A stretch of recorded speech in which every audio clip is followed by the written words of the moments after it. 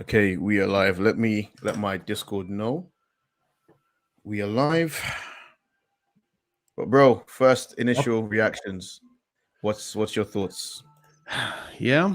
To some extent, I guess. I mean, even though I didn't dare to speculate, considering Q2, I guess it's not a big shocker because we've gotten some hints from both Beyond Meat and Oatly that the plant-based sector has been taking a real harsh beating, right? Like Yeah, any disruptive companies, any growth companies in this market, yep, we're taking a beating. So I was really hoping, though, because it would have been yeah. nice to see some positive news out there. But yeah, I guess not a surprise, even though it's hard to not be disappointed. I mean, I think for me, I don't know if you saw Celsius's earnings, but I was in Celsius Holdings, the earnings call Q3, and the CEO was talking about all of the issues they had with a lot of cans were stuck on ports, a lot of issues, and it seems like it's across the board, particularly in the tattooed chefs um, instance. And Mm. we didn't, we didn't. It's hard to kind of summarize this report because I'm not that disappointed, right? We Mm. generated what 58.8 million, which is a miss. Mm. Actually, hold on. Let's welcome everyone. People come in. Welcome, guys. Hold on, let me load this.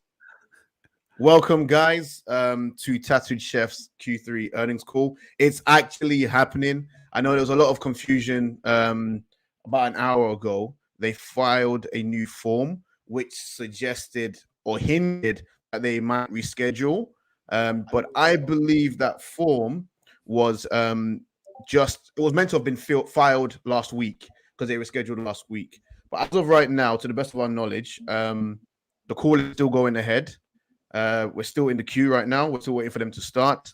And they've released financials. So myself and Jesse are going through the financials now. I Mm. can confirm it was a miss. Mm. Uh, Analyst consensus, I believe, was 62 million I think top line. 63.95. Was I'm going to check. 63. Mm. Yeah. Let me check. But as you can see, revenue missed. We pretty much recorded 58.8 million. Yeah, Analysts were 63.95. So almost 64 was what they expected. yeah. So quite a bit of a miss there. Mm. But still, it's a 43% increase compared to 41 million in the prior year period. Tattoo Chef branded products was 35 million, an increase of 55% compared to prior year period again, which is good. Margins, bro. We got hit on margins. 30% lower. Yeah, 30% yeah, lower from 15. yeah. Yeah. Margins got absolutely hit. Yeah. But if I scroll down and show you the reasons, guys, have a look. So Mm. me and Jesse have already been through the press release. It says this is the reason why gross margins, the slight decrease. It's funny that they said the slight decrease in gross margins. Sounds better, I guess.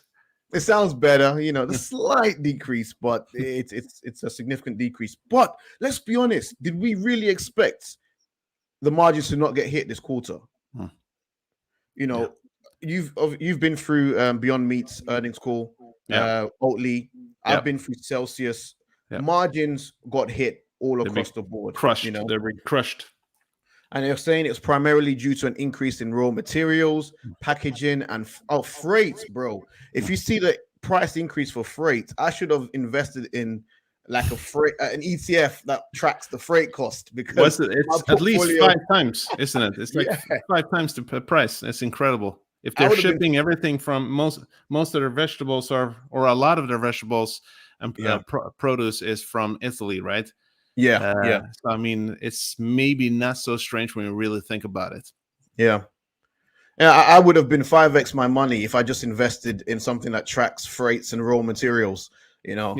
Um, but yeah, so that's the reason why our gross margins got hit. So again, and container costs due to inflation. Now, one of my questions is, I thought we were vertically integrated. Yeah, yeah.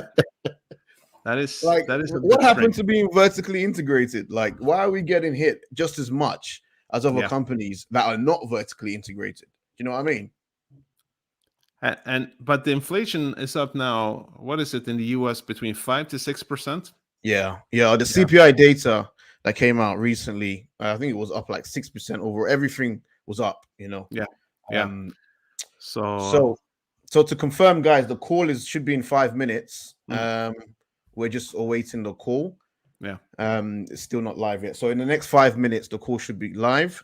So we're just running through some of the statements here. Mm. What's your thoughts though on the performance, like initial reaction? Well, initially, obviously, I felt, even though, like we said, maybe not a shocker, but I got a little depressed begin with. But when we're talking about and when we are actually thinking about the situation and what's going on in the world and the macroeconomics of the whole thing, Yeah, why should they be more protected than any other plant-based company out there, right? yeah, And these are new growth companies. They don't have the same distribution yet. They don't have the same safety net.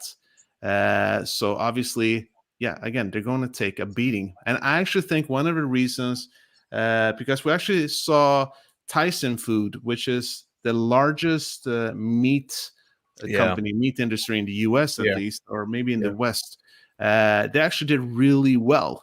yeah, And that makes people maybe believe, okay, it's the end of the plant-based sector to some extent.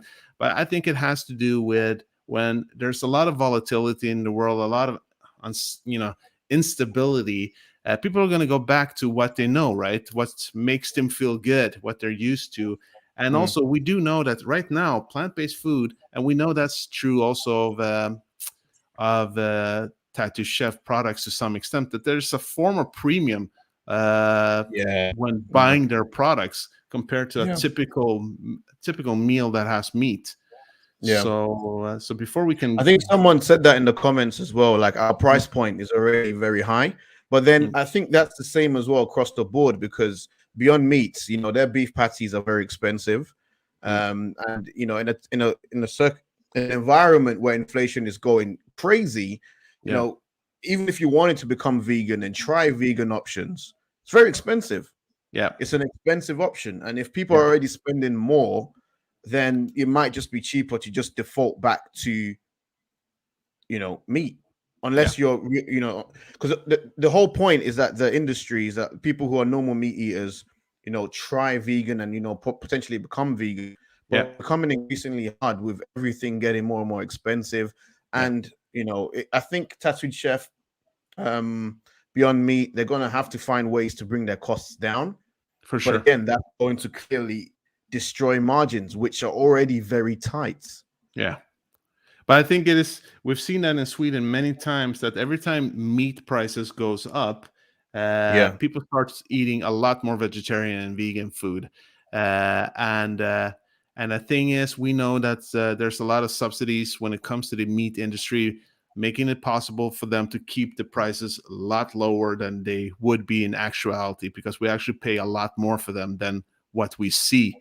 yeah, So as long as the politics is in that favor, so it's going to be a rough time, especially during these difficult situation that we're in right now. But I'm yeah, hoping that, like Michael Burry, we know that Michael Burry, he was wrong about Tesla, yeah, and we can hope that he's wrong about inflation too. That I mean, initially we know he's right when it's now in the beginning, but like Kathy Wood, she's been talking about 6 to 12 months. Then yeah. she suspects that we're going to see this going into a more deflative market. Yeah. So So just to confirm as well, guys, as a result of our Q3 earnings, they have revised guidance lower. Okay. So we were expecting, I think it was like between 230 and 235 full year yeah, 2021. yeah, It's now been revised. Of course, it wasn't the strongest of quarters yet again.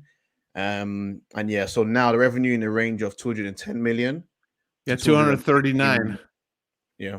Yeah, Yeah, well, that was the previous guidance. Yeah. yeah. So about 30 million difference there. Yeah, I'm gonna 29. double check to make sure. Mm, Yeah, it's still music right now. Hold yeah, on. Are we starting? could be. Yeah, No, more nope. music. But we've done quite a few Tattoo Chef earning calls now. No, they're usually about 5 minutes late.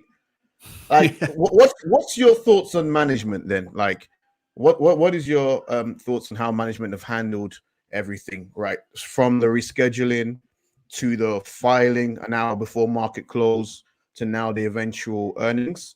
Well, what's your thoughts on management?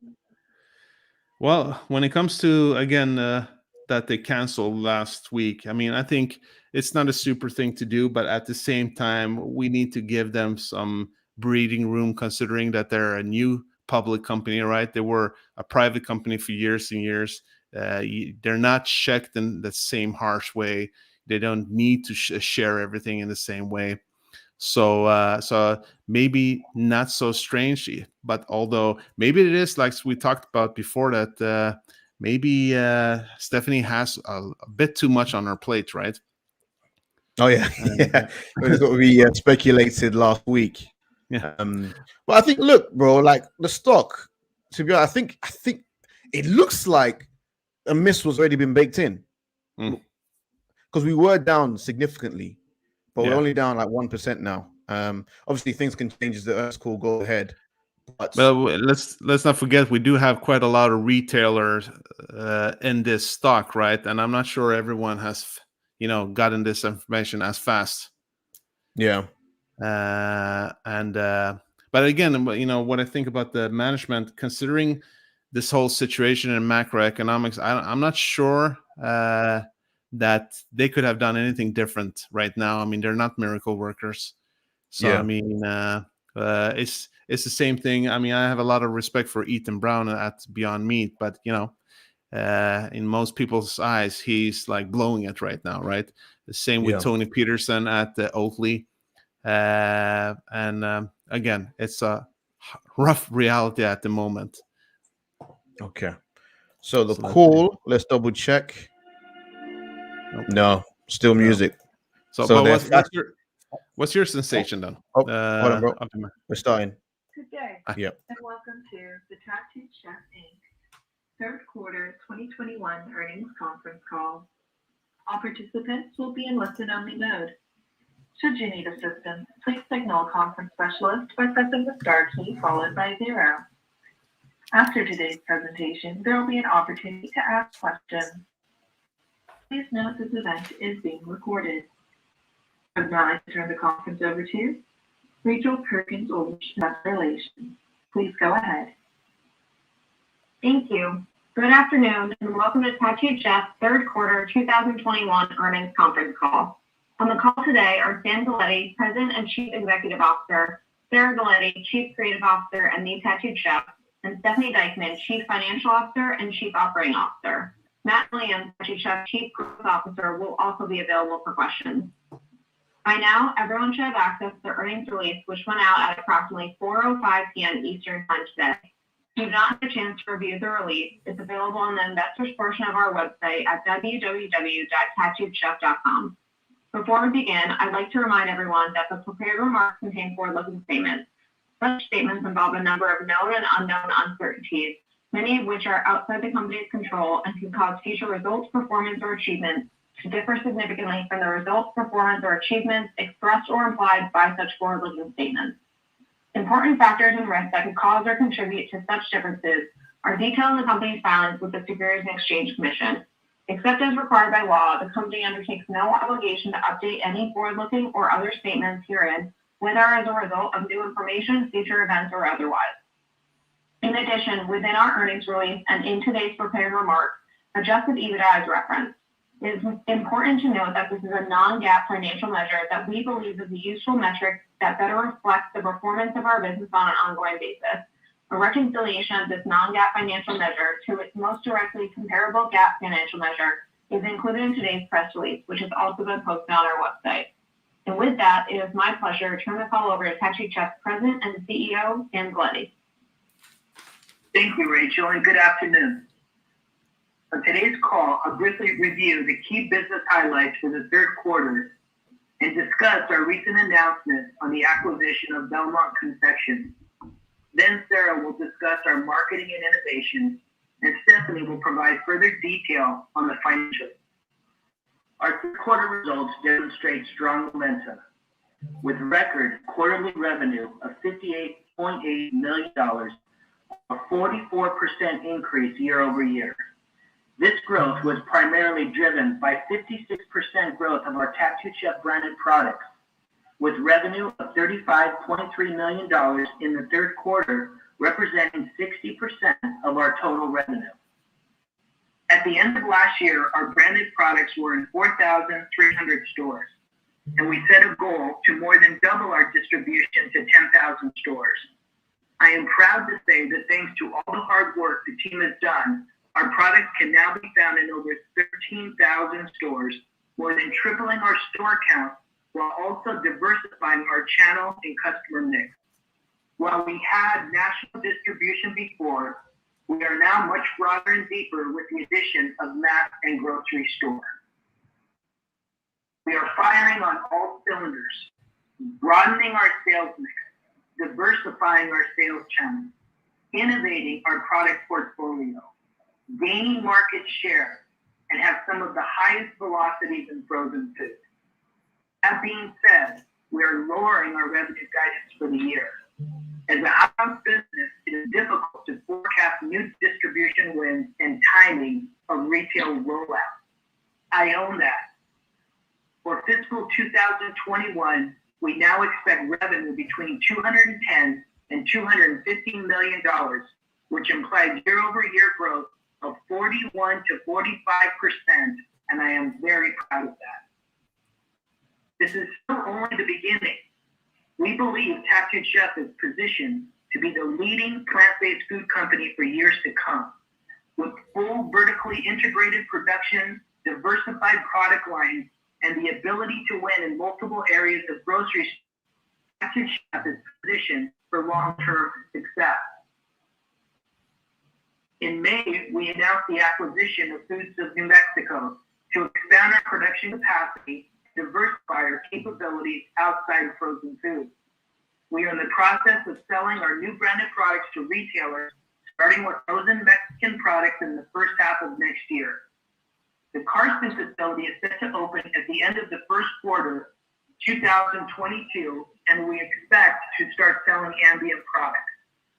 On October 26th, we announced our agreement to acquire Belmont Confections, a private label co-manufacturer of nutrition bars and snacks, for approximately $18 million in cash and stock. We expect the transaction to close by the end of the year.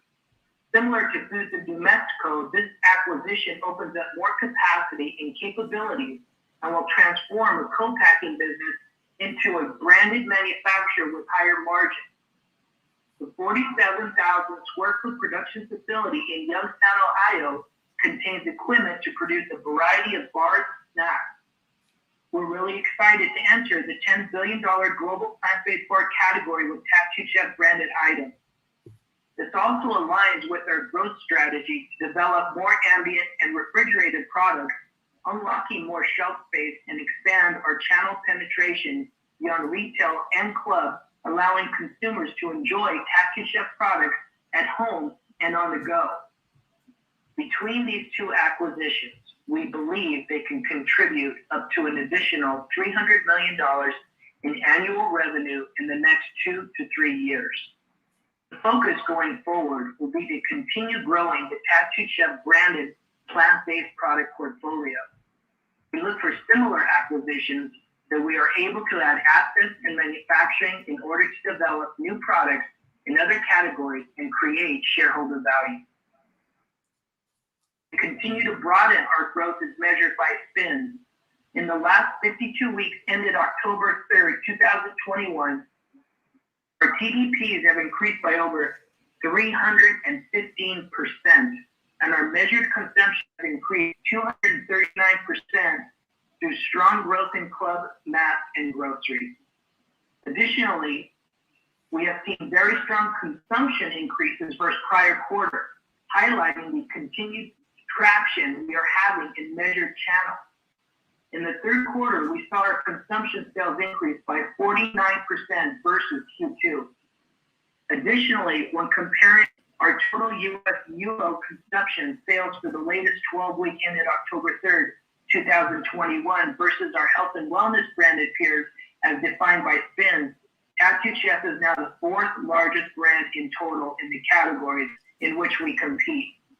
More specifically, in our core category, frozen vegetable entrees, Tattooed Chef is the number 2 ranked health and wellness brand as measured by SPINS. We consider this a tremendous testament to the strength of the brand and our team's ability to execute. Our innovation is working. In the last 52 weeks ended October 3rd, 2021, we had 4 of the top 10 best performing single-serve new innovation SKUs in the frozen vegetable entree category in total dollars, and 5 of the top 10 performing SKUs when comparing velocity. This success is also now translating to the pizza category. In the latest 52 weeks, Tattooed Chef has the 3rd best performing new pizza SKU launched in the health and wellness category as measured by SPINS, and it is the number 1 SKU in terms of velocity. In Club, we had 3 limited time offers, including our Huevos Rancheros Breakfast Bowl, Cheeseburger Bowl, and Pad Thai Fried Rice. According to SPINS in the Club channel for the latest 12 weeks ended October 3rd, 2021, Tattooed Chef is up over 64%. For the 52 weeks ended October 3rd, 2021, Tattooed Chef was up nearly 26% and remains one of the fastest growing brands in the frozen category. In the mass channel, latest 12 weeks ended October 3rd, 2021, according to MULO, we have grown 2,163%, and we continue to see tremendous momentum. In October, at Target, we also increased the number of categories offering Tattooed Chef, adding assortments in the pizza, breakfast, vegetable categories, increasing our SKU count to 25 total. In the grocery channel, we continue to win distribution with both national and regional retailers in the U.S. because of our innovative product portfolio and case studies in existing retailers. As a reminder, we launched our food channel program at the start of 2021, and we are very encouraged by the results. In our core category frozen entrees for the latest 12 weeks ended October 3rd, 2021, we are now a top 10 selling health and wellness brand, and by far the fastest growing in the category. In the 3rd quarter, we began distribution at Kroger, Sprouts Farmers Market, multiple Albertsons divisions, including Southwest, SoCal, NorCal, Intermountain, Seattle. Also, H-E-B and Price Chopper. As we previously announced, in the 4th quarter, we launched 6 SKUs in Publix, as well as 1 new distribution in Giant, Rice, and Hy-Vee. We also expanded our total average SKU count per store from 5.8 to the end of Q2 to 6.5 today. Our internal goal is to get to 30 frozen SKUs per store across retail, and we are well on our way to achieve this with many retailers. We also believe we have even more upside when we launch into ambient products. We have multiple avenues of growth, with expanding product offerings in existing retailers, gaining more distribution with new retailers, including grocery and convenience stores, developing our food service business, as well as licensing and international opportunities. From an operational standpoint, we're on track to increase our production capacity nearly 4-fold in 2021. With the addition of Belmont, we will have over 315,000 square feet of manufacturing space to make everything from pizzas to bowls to bars, snacks, and more to control our own destiny. Tattooed Chef has the ability to be a generational brand. It resonates with Gen Z and millennial consumers who are looking to connect with brands and food. What we are most focused on now is building brand awareness to drive more sales, because we know our products are far more superior to others in the market today. And now I'd like to turn over the call to Sarah to discuss our innovation and our marketing efforts. Thank you, and good afternoon, everyone. We have a lot of exciting plans in the works at Tattooed Chef. While we're not ready to divulge everything just yet, I can tell you we have a strong pipeline of over 250 ideas that we believe are unique and will resonate with consumers. First, we have decided that new innovation out of the Frozen New Mexico facilities for the Tattooed Chef brand will be 100% vegan. We think there is a significant gap within the Hispanic Southwest food category for vegan items and believe the Tattooed Chef brand has the ability to lead in that category given the success it's had to date with other offerings like our plant-based burrito bowl. We are in talks with retailers and expect to launch these new products in the first half of next year. Second, a recent announcement to acquire Belmont Confections will allow us to produce virtually any bar, whether that be refrigerated, shelf-stable, or confection candy. This also opens up additional areas of the store outside of frozen for the Tattooed Chef brand. While the transaction has not closed yet, we have already begun testing for the new line of unique plant-based bars and will launch out at some point next year. Our products continue to perform well as demonstrated by Tattooed Chef now being a top 10 brand across club, grocery, and mass in the categories in which we compete.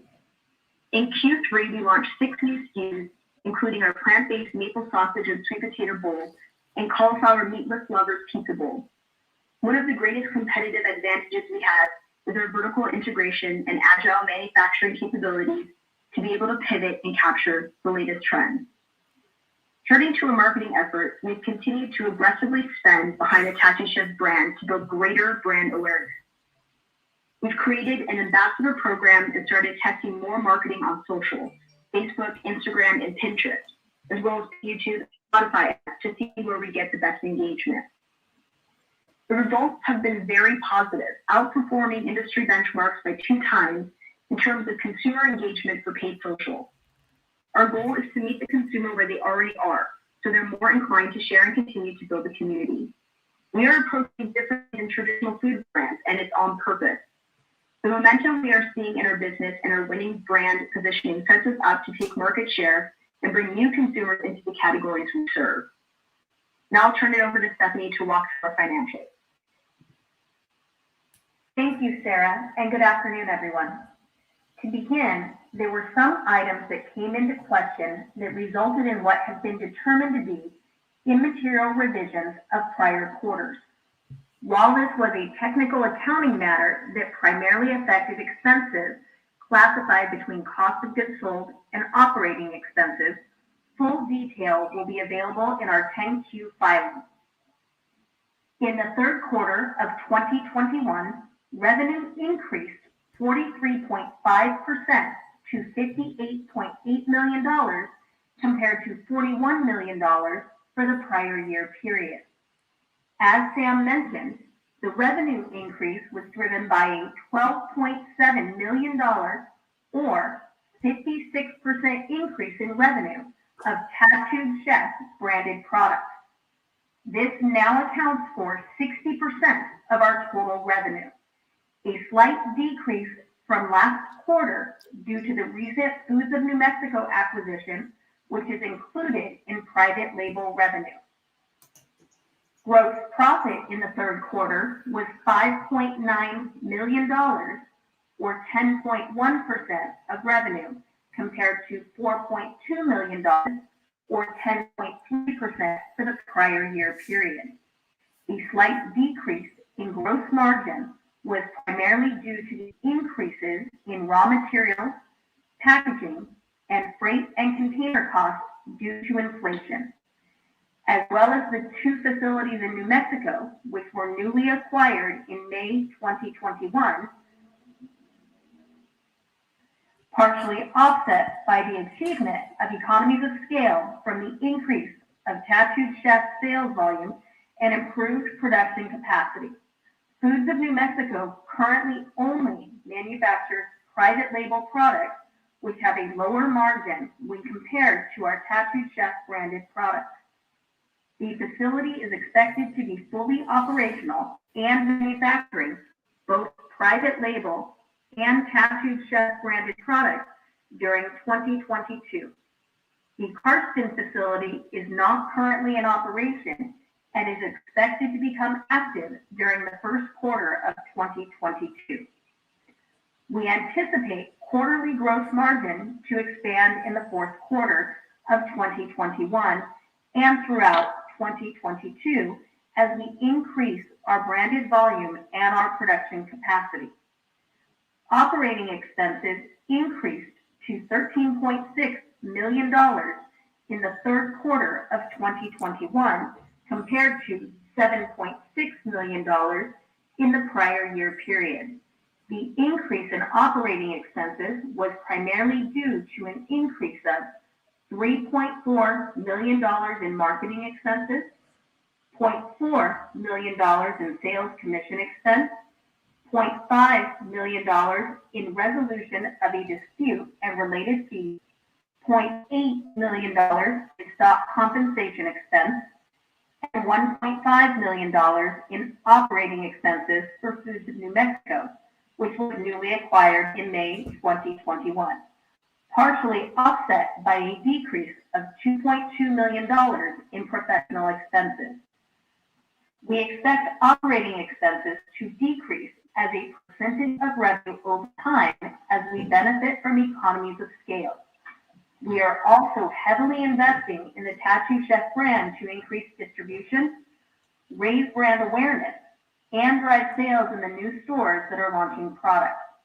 The cost that we are investing in today should produce realized benefits in the future. Net loss was $8.2 million in the 3 months ended September 30, 2021, compared to net loss of $3.1 million in the prior year period.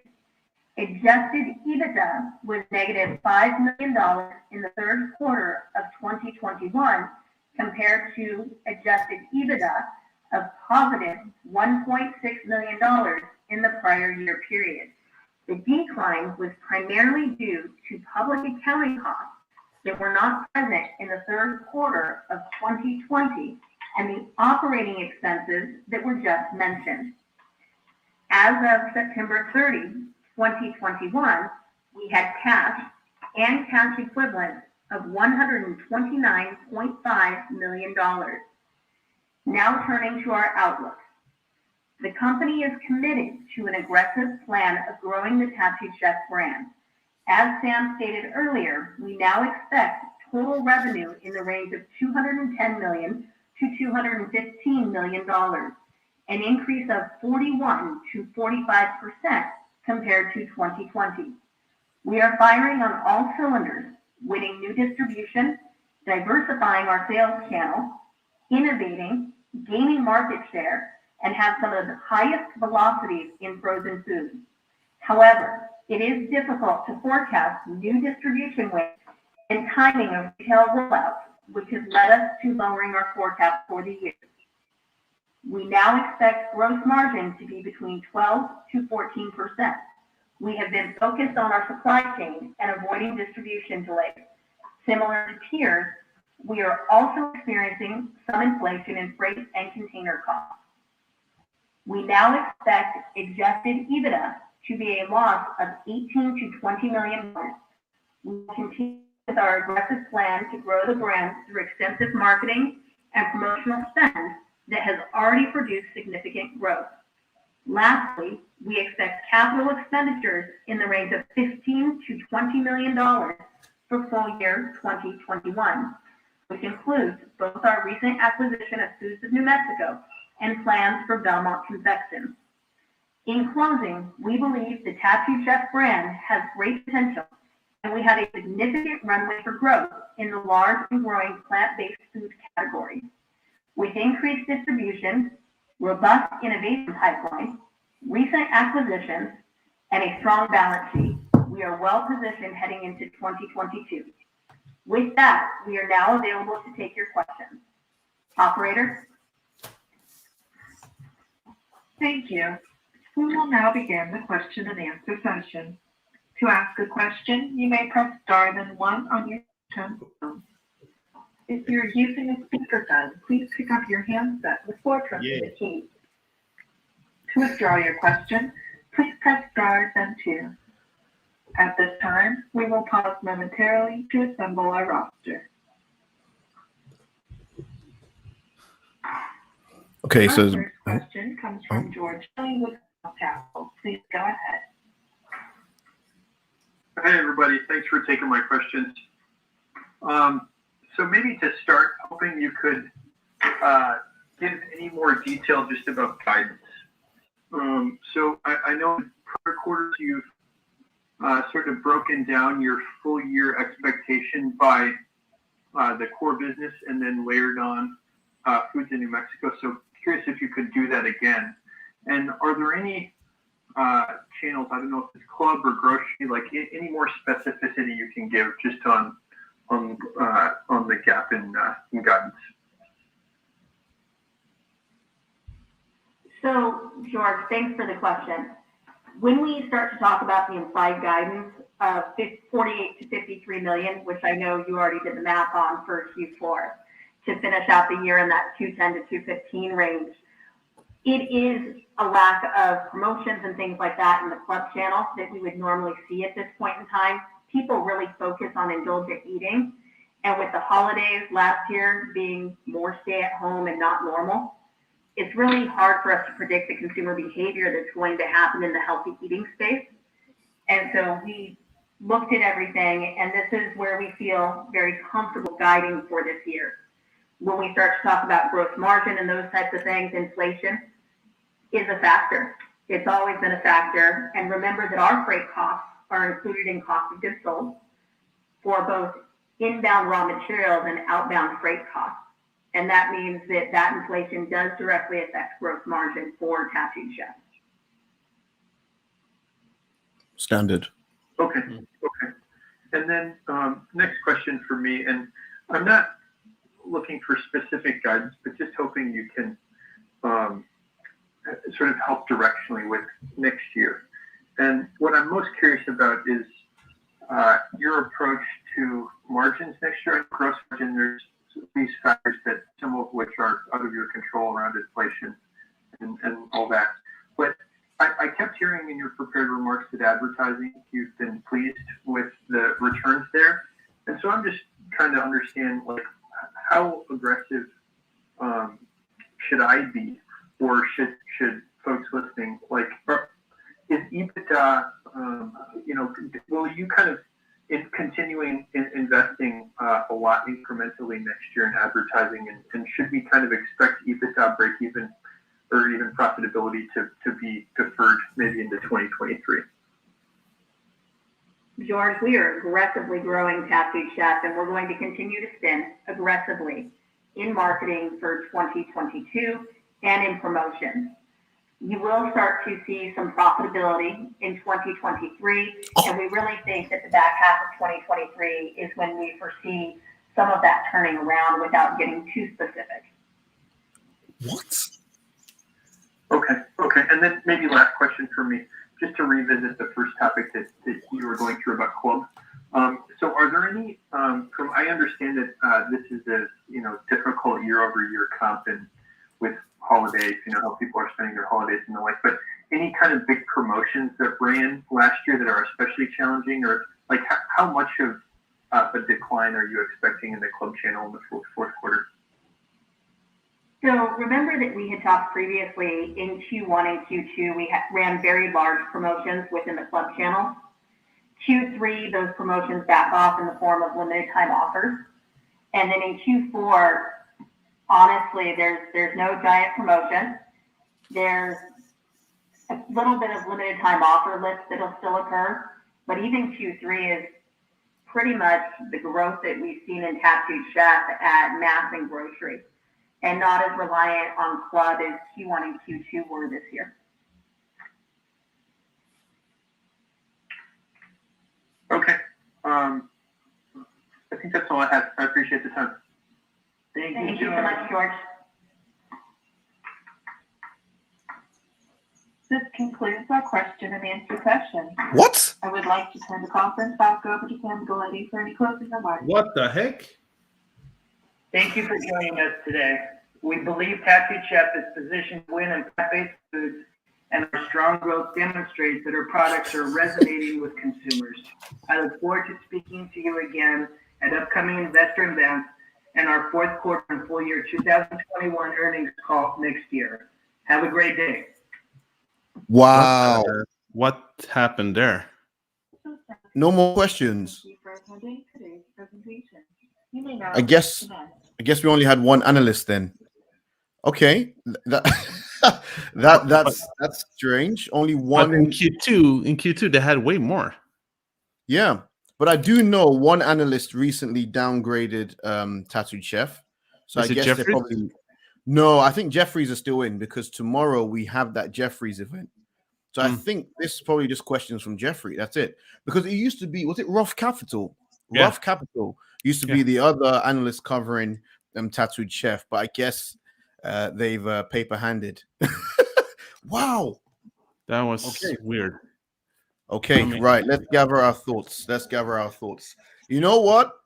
It wasn't a bad quarter. I'm going to go on record and say it. It wasn't a bad quarter. I was expecting worse. I was expecting worse. There was a lot of wins. I mean, we're crushing it in the health and wellness category. I've been seeing people wanting me to say category in the comments, so I'm going to say it right. We're crushing it in the health and wellness category. we're crushing it. I mean, casting facility, they said it's going to be live in Q1 2022, which is good. It's going to be additional revenue. We're now up to 13,000 stores, which is very, very good. I think Sarah said we're testing new bars now at the Belmont factory. We're top 10 pretty much in all of the retailers that they're in right now. Now, I think Stephanie touched on why they had to reschedule. She said something about immaterial revisions and technical. Technical. Yeah, exactly. Did you get the second part? Because she mentioned about immaterial revisions and technical. I didn't get the other part. Technical ways, I guess, of looking at the specifics of the revenue. I'm not sure. I didn't get that part either. I'm going to listen to it tomorrow when I'm driving to work again. But that's why they had to reschedule. Essentially, I think she just kind of just said it within conversation.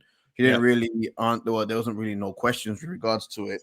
And what she mentioned about profitability by 2023. Yeah. I thought that was a bit. 2023 profitability. I think that's a bit much, right? Don't you think that's a bit of a stretch? You mean that's too early or too long away? Too early. All right. Like in my head, I was thinking profitability by 2025. Like, because our margins are only getting tighter. We're gonna move away from the stock price. But at one point we were up 5%. I almost jumped out of my chair. But yeah, me too. But I was thinking about that with the margins being lower and everything, and the revenue.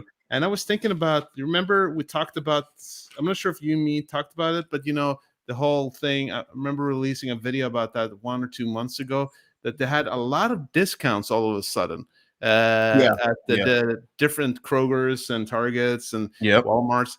And I mean, there's obviously a case for doing that when you're a new company, right? Getting out there, getting the name out there.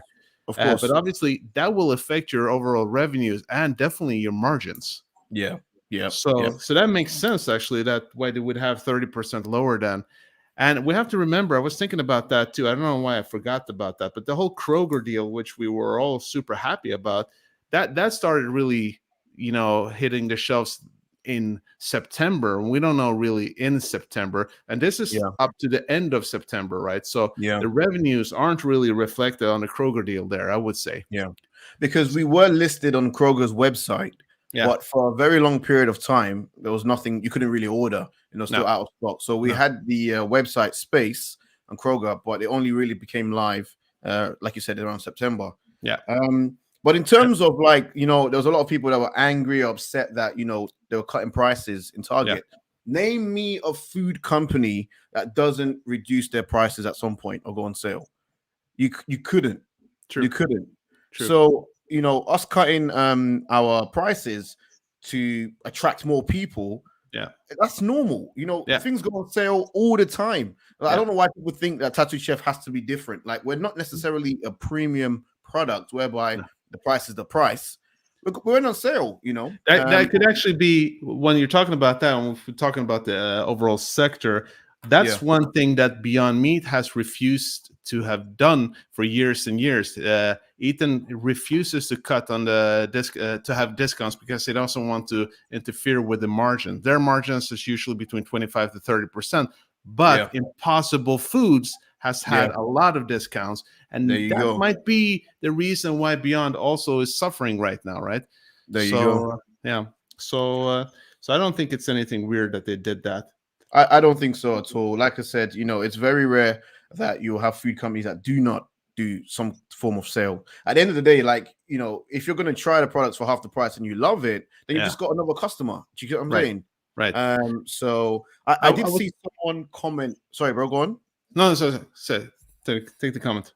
No, someone said about we're so many stores, but revenue is not reflecting in the top line. Well, I mean, look, growth is slowing down. Let's not kid ourselves, but we're still growing at double-digit rates. You know what I'm saying? 43%.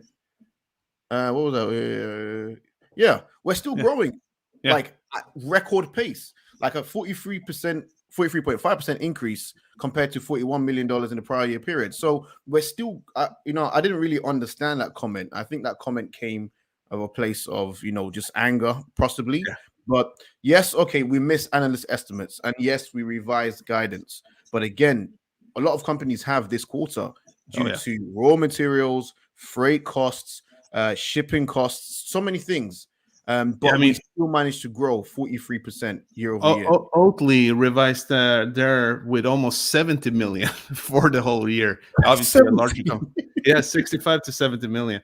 So I mean, but also I think and let's not forget again, Kroger is 1,800 stores, right? Almost 2,000 stores there, and been discounting. So I mean, it's going to be different. Though, I don't know if you can go take a look at the outlook for the whole year. What, the revised outlook? Yeah, the revised. Yeah, because 210 million, right, to 215. Yep. And right now, the 9 months ended, it was 162 million, right? Above, right? So that means that they are predicting to only get about 50 million then this in Q4, if I'm understanding it correctly. Yeah. And I'm trying to figure out why they would have even less than now. And the only thing I can think about as what they've been talking about is the holidays, right? It's Christmas. So people are not really going to care about eating healthy during Christmas, right? Because everyone is going like, well, starting after New Year's Eve, that's when I'm going to be healthy. So I think that, the new year, new me type. Yeah, exactly. You know how it is at the gym. Every the first 10 days of January, everyone's in the always gym. Packed. Yeah. And then after 11 days or something, it's empty again. But so that could actually be the sorry. No, I was gonna say, so I think that you're onto something there. That's going to help us in Q4 because they have revised guidance. So it's not going to take a lot for us to. I need to do the numbers exactly, but in terms of beating Q4, should be a bit easier. So there's a lot less pressure, I would say, on us at the moment with this revision. And I think overall, I expected worse going into this quarter. I looked at Celsius, I looked at Beyond Meat, and my expectations were pretty much at the floor. So I think this was a good quarter. Not the best, again, not our strongest. Let me pull up the reasons why gross margins were hit again. It says so the slight decrease in gross margin, for 3 months ended September 30th, 2021, primarily due to an increase in raw materials. Everyone went through that. Packaging, everyone went through that. Freights, container costs, again, due to inflation. And this is why you see a lot of growth companies, a lot of people are asking like, oh, why does inflation impact on growth stock specifically? Well, this is the reason why, because Wall Street are looking at inflation numbers and they know straight away it's going to hit margins. That's why a lot of growth companies are struggling in this quarter because of the inflation numbers. Definitely. So, and again, like we said, I mean, it makes sense with not all companies are so dependent on getting produce from another continent, right? And they get probably, I don't know how much, because they have one facility in California too, right? But my understanding is the bigger one in Italy. Do you know that?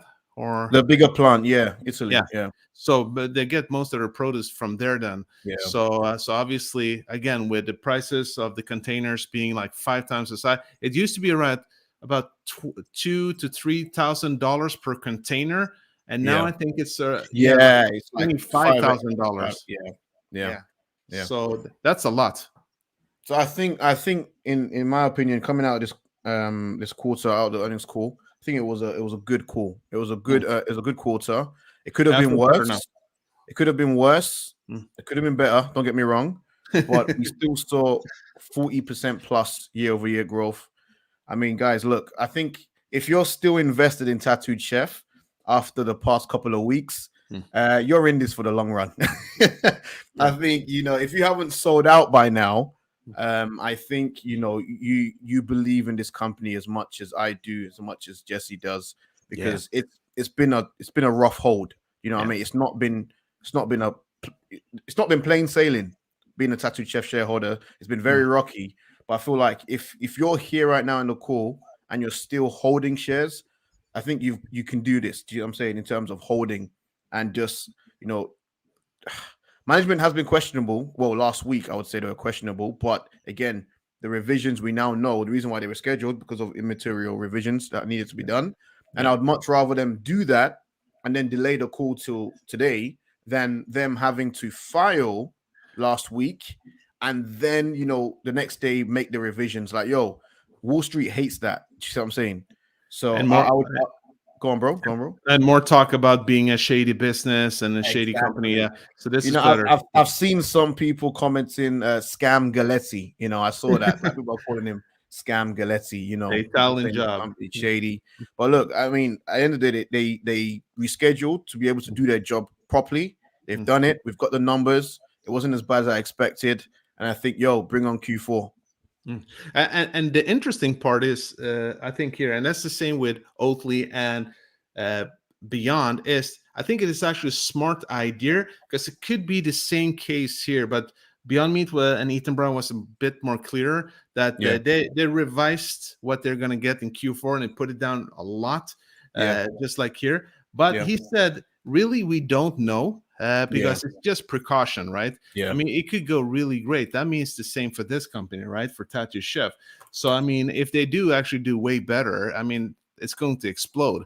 But the positive thing about them getting lower now during Christmas, because people are going to eat much more unhealthier. But that means also that in Q1, people are going to try to be much more healthy, and then these kind of products are going to be much more appealing. People trying their plant-based. So I'm going to just open it up to the floor. Guys in the chat, we had over 1,000 people in the stream. Thank you guys so much. But I wanted to hear your thoughts. Like, what do you guys think? If you just drop your comments or your thoughts in the chat, I'll pull it up here. Do you guys think it was a good quarter? Let us know in the chat. So what when they're answering, I'm just wondering here. Did I misunderstand? Did she say that the products from the New Mexico facilities is going to be all vegan? I think I'll have to double check, but yeah. I think that is great news, actually. So I'll talk more about that later. Why that is. So okay. So let's have a look. So see the comments coming in. All right. So Mark wasn't happy. He said 50 mil guidance for next quarter is such a joke. We're going to smash that. Yeah, that's. I think Mark is just they're taking the strategy whereby set the bar low and hit strategy, then set the bar high and miss. Right. Yeah. So I think that's what that was, Mark. Set the bar low. They don't know what's going to happen. Inflation again. We don't know what the CPI data is going to be next month. So set the bar low and hit. I think. Let's be honest. This whole industry, I mean, and especially then also for Tattoo Chef, no one could have predicted that this would happen, right? And that inflation would still be ongoing this long, because the Fed, they were quite. I mean, a couple of months ago, they thought this would blow over by now, right? Transitory. I'm pretty pleased with this quarter. 2022 is the real growth year. For sure. I think if they can really get inflation under control, I think we should have a strong 2022. Like we've done a lot of the hard work this year. You Yeah. know, we're in what 13,000 stores now. I think a lot of the work has been done this year, and if inflation can be gotten under control, that means we can control our margins a bit better, and we could have a strong 2022. But So, just imagine that it's supposed to be a vertically integrated business, right? So, and she Yeah. said in other calls that to some extent they can control the prices, right? So, what would have happened if they weren't? So, yeah, it would have been a bloodbath. It would have been a bloodbath. I'm Okay, not- so Jason asks, are you still thinking of selling if the CEO sells shares? I think after this quarter, no. You know, I mean, okay, let's be real. If he sells up to all of it, if he sells out completely, then that would be worrying. But even if he sells, take some profits, take some chips off the table, the guy's been working for over a couple of decades now. I won't be selling. No. After this quarter, it reinstated my confidence and my belief. So I do not plan to sell. Yeah. Okay. Yeah, and like I said before, also it doesn't make sense that he would sell a lot. I mean, because like I don't know about you, but I mean, this is at least in the next 5 to 10 years a 10x company. I mean, so it wouldn't make sense for him to sell most of it. Yeah. Yeah, if they really do believe in their growth that they're pitching to us, essentially. Yeah. I'm gonna put some. So okay, call felt cut short. I think that was cut short because we only had like one question. Well, one person asking question. The call was okay, but I felt like I got scammed on the earnings call. Not sure how you felt you got scammed. Yeah, so good quarter. I would say, yeah, it wasn't a brilliant quarter. I'm agreeing with Oshin here. It was a good, wasn't bad. I was expecting worse. So yeah. So that's what analysts were expecting. They were expecting 63 million was expectations. So again, a miss, but yeah, I think it's good. Got someone saying they're holding. Yeah. What about you, Jesse? This changed your mind? Are you selling now? Are you breaking even? What do you do? No, I'm bleeding here. I'm bleeding. but no. First of all, it wouldn't make sense. I mean, we know the old saying that you don't really lose money until you sell, or if the company goes bankrupt. And I don't see them going bankrupt in this paradigm we live in. So no. And I mean, this is a good investment opportunity, obviously. So no, I'm not selling. So I like this comment from Adrian. He says, "Growing pains. We'll get there." Yeah. And this is I was learning about the S curve, right? And the 3 phases, right? And you have like Tesla, you would say that it's expansion, but there's that initial phase. Do you know what I'm saying? And that initial phase is where things go wrong, you make mistakes, you learn, you perfect your craft before expansion. And you saw with Tesla stock, for example, it was dead for months, also for years, should I say? Yeah, 5, 6 they years. finally got it right, and then you had that expansion phase. Not comparing Tesla to Tattooed Chef. I think there's just I don't think you can make that comparison personally. But in terms of the growth phase, we are just at the infancy stage. You see what I'm saying? Yeah. Like we've been on the public market for about a year now. We're at infancy stage, and every great company, Amazon, Google, Apple, they all went through that infancy stage before the expansion. Just look up S curves, and you'll see that's where Tattooed Chef, I believe, is. So yeah, growing pains. Marky wasn't impressed. 4 out of 10. I would give it a 5.5. I'll give it 5.5. Okay, yeah. So it's okay. It's a growth. Yep, exactly. Let's go TTCF. I think we just need to exercise patience. Yeah. This gentleman says they may be sandbagging. I think they're just aiming low to hit. That's what So. Okay, so Danny's asking reason why they delayed. Do you want to answer that, Jesse? Well, it's like we talked about before. If they weren't certain about what the numbers were, and they actually still published it, they could have had a much more serious situation. It would actually probably be illegal to some extent. So I think it's a great thing now, after we've been able to reflect on it, that they actually waited. no uncertainty in a situation like this is good.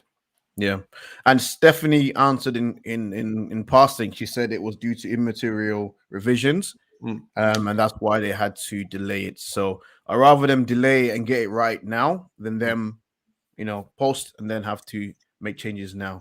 Yeah. So we got a 3.5 out of 10. That's quite harsh. So, but I'm not surprised, man, because this is a young company, and and we know that a lot of people you either love this company or hate it, or you do both. Because normally you can't love something if you don't hate them as well, and that way around. And I think a lot of us are. I think me, I've been investing for about 2 years only, so and a lot of us are new to this, and this is probably the harshest market for, even if you've only been doing this for 2-3 years. It sounds like a lot, but really it's nothing in the grand scheme of things, right? So this is a harsh environment. So for most people, I guess, or for a lot of younger investors out there, one could probably feel that, wow, what a crappy company. But you have to really compare it to the situation, the context they're in. Yeah. So in growth stocks, this is not the environment necessarily for high growth stocks to really flourish. No. With high inflation and threats of increasing interest rates. It makes it more expensive to borrow. Companies can't borrow, they can't really expand that quickly. Yeah, it's a tough environment. Aaron Thomas is happy overall. All plant-based, they're getting hammered. Facts. Q1 and Q2 2022 will be amazing. Yes. Yeah. Okay, so I think we've got we've got a ton of questions. Right. Okay, so let me try and filter through. Okay. So someone's asking about price predictions. Where are we now? Let's have a look. Where are we now? So okay, so I think in terms of price predictions, I think we'll just continue to consolidate personally. I feel like the negativity has already been baked in. And the quarter wasn't necessarily a bad quarter. Like I said, I would say it was good. We still grew our top line 47%. Come on, guys. 47% top line growth. But this could be this could be the good thing that we don't have that many analysts, right? Because we could probably get a lot of downgrades right now if we had like 15, 16 analysts covering this company. But I think the good thing is if you look at the holders, right? Is it still about 17 to 18% financial institutions? Yeah. It's still primarily insiders holding the majority of the shares. So I'm thinking when it's such a lower price now, it might be more interesting for institutions to come in now. Yeah. I'm here for the long term. We'll see. I know the institutional holdings has increased over Q3 in overall, but again, we don't know what's going on until Q4 to see how they took to this news, right? Yeah, because we have to delay it. So, right. Filtering through. So, okay. So Christian says he's not selling. Diamond handed. Okay, so got another question from Bav. Okay, so I do wish they would have spoken or at least mentioned about their global expansion plans. Oh, but I don't think that's a wise move, man. I'm saying this is not really the environment to really be pushing for global expansion, because look at they need to get their stuff in their home field fixed first. We are crushing North America in terms of expansion, but expanding now when everything is just so super expensive, I saw it in Celsius earnings call, international is getting hammered right now, just like the forex volatility alone, and then the costing. I don't think it's a smart move now to push for global expansion, Bav, to be honest. And I think that's why they didn't really comment on it. Okay, here we go. Okay, so right. So I think we've got a ton of guys. Thank you so much. I mean, the comments are coming in. I can't even keep up. I don't even know where we are right now. Okay, so I'm gonna drop this one in there. Nutritional bar opportunity. What's your take on that, Jesse? Well, it's actually around $10 billion now, the TAM possibility. but it is expecting to grow to about 25 billion by 2030. So it's a huge industry where they can actually get a lot of revenue from also, right? So, and they do expect another $100 million here in 2 to 3 years. And but I mean, considering the next 10 years, I mean, they could be lowballing it there. So it could be very interesting, I think. Yeah. I think I agree with Paul here. Don't care if the stock price goes up in the short term, rather see it go down and the numbers go up. Yeah, it's all about the numbers. I mean, the stock price can do what it needs to do as long as the numbers are going up, which we are. Yeah. You know, we are. Numbers are going in the right direction. So the trend is upwards, which is good.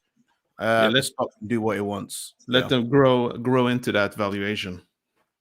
Okay. So yeah, I think we're gonna wrap it here. We've been over an hour now. The call was very short, but guys, thank you so much for tuning in. Yeah. It's not just me and Jesse talking to our camera. We appreciate all you guys for dropping by, sharing your thoughts. I hope you guys got some value from it. And remember, I'll just drop this here. You know, it's a long-term game. We're at the infancy stage of our S curve. Yeah. And yeah, like I said, if you're still holding Tattooed Chef till now, I think you're in this for the long run. You know, I think we've lost a lot of weak hands last week. Woo! Even me, bro. I was looking at my position. I was like, this could, you know, I could reallocate this elsewhere. You know, I had that doubt in it. You know what I'm saying? But held diamond hands. I know you held as well, bro. We spoke about it. And I think if you're still holding and you're in this call, you're in this for the long run and you believe in this company. So yeah, just be patient, guys. And I think Foolish Investor, he keeps holding as well, obviously. Yeah. See, so Foolish, if you're in the chat, see, people missed you, brother. So you've got to come. I think you had a cold. Didn't you have a cold, or what was it? I think you had a cold or a sneeze, which is why I couldn't make it. But I'm sure we'll see Foolish Investor in the next call. I think that'll be a great combo. Definitely. Right, guys. Thank you so much, everyone. And yeah, we'll catch you in the next one. Take care, guys. Thank you. Peace.